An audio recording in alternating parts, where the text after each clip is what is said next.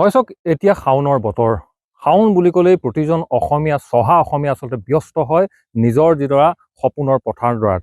এই শাওন মাহটোতে আচলতে প্ৰতিজন অসমীয়াই, প্ৰতিজন চহা কৃষকে আচলতে নিজৰ ভঁৰালটো, আঘোণৰ ভঁৰালটো শুৱনি কৰিবৰ কাৰণে প্ৰতিজন চহা কৃষক আচলতে ব্যস্ত হোৱা পৰিলক্ষিত হয় আৰু সকলো আহে উদুলি মুদুলি হয় আচলতে কৃষকৰ পথাৰ। আৰু এই মুহূৰ্তত যদি আমি তাৰ ছবি দেখাওঁ, এইটো স্থান যোৰহাট জিলা মৰিয়নি যি বিধানসভা সমষ্টি বনাই অঞ্চলৰ পৰা দেখাইছোঁ। এটা এক ওলোটা ছবি দেখাইছোঁ এই মুহূৰ্তত, যে সেই শাওনৰ বোকাময় পথাৰ আজি তাৰিখত মৰুভূমিত পৰিণত হৈছে আৰু এয়া বনাই পথাৰৰ দৃশ্য।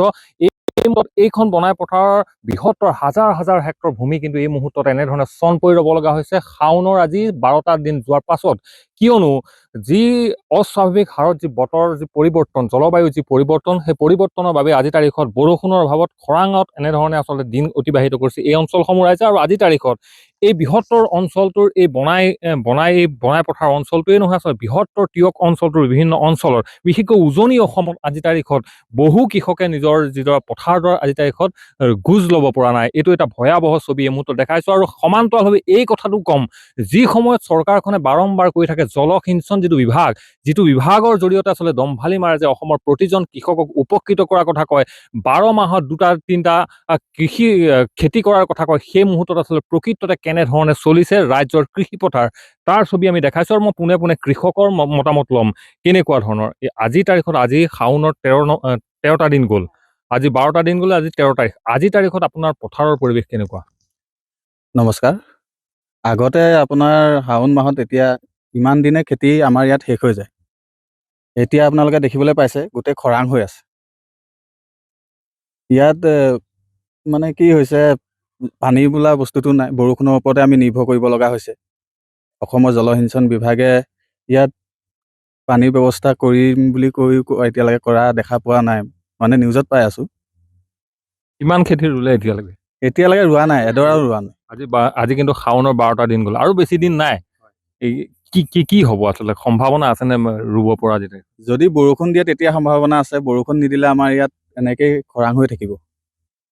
নিশ্চয় আৰু কৃষক আছে, মই আপোনাৰ পৰা জানিম যে কেনেকুৱা ধৰণৰ এই বৃহত্তৰ অঞ্চলটো আমি আহিলোঁ, আপোনালোকে বনাই পথাৰ আহিলোঁ, বনাই ৰবিকাৰ পথাৰ দেখিলোঁ, বিভিন্ন পথাৰবিলাক আজি তাৰিখত কিন্তু চন পৰি আছে। কৃষকে আচলতে আজি তাৰিখত চেণ্ডেল পিন্ধি এই শাওনৰ পথাৰলৈ আহিব পৰা এটা পৰিৱেশ। কি ক'ব আচলতে, এইটো বতৰৰ অস্বাভাৱিক পৰিৱৰ্তন, কিন্তু সমান্তৰালভাৱে কিন্তু এই ক্ষেত্ৰত চৰকাৰখনৰ দায়িত্ব নিশ্চিতভাৱে নথকা নহয় কিন্তু। সেইটোৱে, আজি শাওনৰ যেতিয়া 12 তাৰিখে গ'ল, এতিয়াও এই পথাৰত ৰোৱাৰ সলনি আপুনি ঘাঁহহে দেখিবলৈ পোৱা গৈছে। তাৰমানে এখন গৰু ছাগলী চৰণীয়া পথাৰতে পৰিণত হৈছে। আজি শাওনৰ 15 তাৰিখ 12 তাৰিখৰ হোৱাৰ পিছতো যেতিয়া আপোনাৰ ইয়াত কোনো পানীৰ ব্যৱস্থা, বৰষুণৰ বতৰৰ কোনো ব্যৱস্থাই নাই, অহা বতৰ গুচি গৈছে আৰু খেতিৰ কোনো আশাই নাই। এইবছৰ গতে যদি অহা বছৰকো এনেকুৱা হ'বলৈ হয়, তেতিয়াহ'লে আমাৰ কৃষকবিলাক নিগমে মৰিব লাগিব। নিশ্চিতভাৱে কি হ'ব ভৱিষ্যত, কি হ'ব আচলতে এনেধৰণে যদি হ'বলৈ হয়, যে যিহেতু আমি যিমান দূৰ জানো এই বৃহত্তৰ অঞ্চলটো এইসকল লোক কিন্তু মূলত কৃষি প্ৰধান অঞ্চল আৰু কৃষিৰ লগত এইসকল লোক জড়িত। আজি যদি খেতিটো নহয়, কি হ'বগৈ পৰিৱেশ? প্ৰথমতে আপোনালোকক ধন্যবাদ জনাইছোঁ। আমাৰ যেন এই পথাৰৰ সমস্যাটো বুজ ল'বলৈ আহিছে, চৰকাৰক জনাবলৈ সুবিধাখন আমাক দিছে, সেইটো কাৰণে আপোনালোকক ধন্যবাদ জনাইছোঁ। এতিয়া কি ক'ব, আপোনালোকে নিজে দেখিছে আমাৰ পথাৰ এতিয়া আনবাৰ ইয়াতে ৰুই ইমান দিনলৈ আজৰি হওঁ, এতিয়া আমি চেণ্ডেল পিন্ধি আহিব পৰা ব্যৱস্থা হৈ আছে। এই পানী, আমাৰ এইখন পথাৰ সাধাৰণতে বৰষুণৰ ওপৰতে নিৰ্ভৰ কৰি থকা হয়। এইবাৰ বতৰৰ পৰিৱৰ্তনৰ কাৰণে এই মাটি ৰুব পৰা নাই, আৰু ইয়াত জলসিঞ্চন বিভাগৰ কোনো পানীৰ সুবিধা নাই খাতিয়ে আমাৰ এই পথাৰ এনেকুৱা হৈ পৰি ৰৈছে।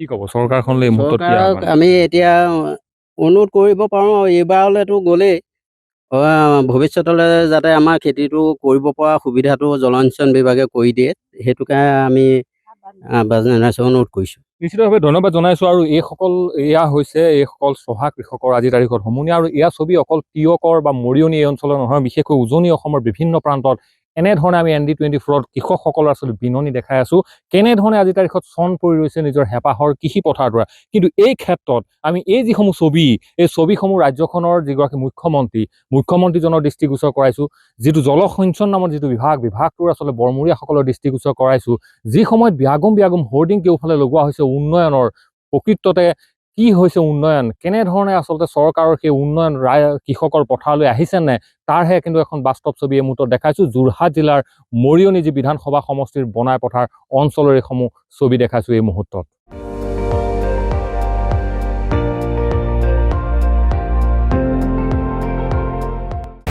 আপুনি চাই আছে ND24 সৰ্বশ্ৰেষ্ঠ নহয় সৰ্বোত্তমৰ দৌৰা